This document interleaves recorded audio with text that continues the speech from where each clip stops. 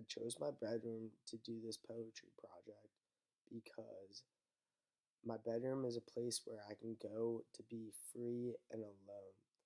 And there's not a lot of places that I can do that in my house because I have two brothers and they are always everywhere.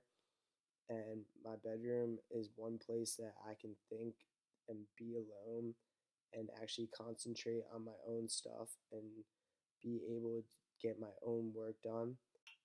My favorite moment of the day is just after being wiped out from school and sports, just be able to go in my bedroom and be able to crawl in my bed after doing my homework and just being able to go to sleep peacefully and quietly without having any interruptions and being able to actually sleep.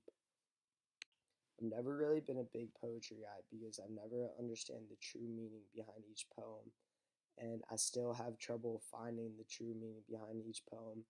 And I could see how poetry could be beautiful to some people and be frustrating to other people like me that don't really understand poetry.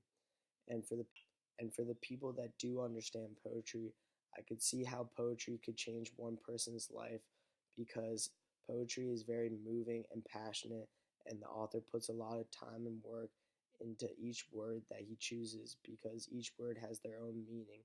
And without that one word, the whole poem could be completely different.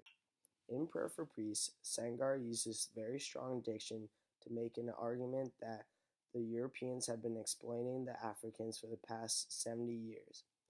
For example, he states that the great tax collectors have been using them for the past 70 years to flatten the empire's land. The Europeans have been using the Africans for slaves and exploiting the resources that have been within Africa.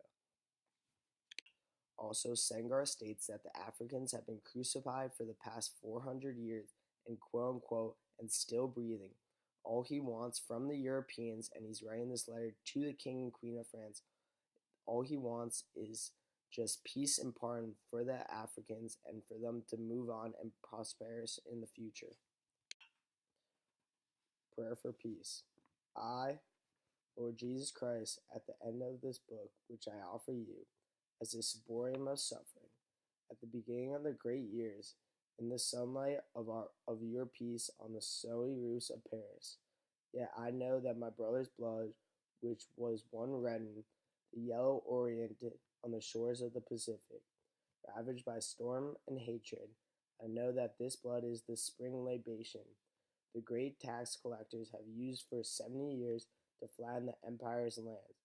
Lord, at the foot of this cross, and is no longer you, tree of sorrow, but the new and old worlds, crucified Africa, and her arm stretches over my land, and her left side shades America, and her heart presides in Haiti, Haiti who dared proclaim the man before the tyrant at the feet of my Africa, who crucified for 400 years, and still breathing.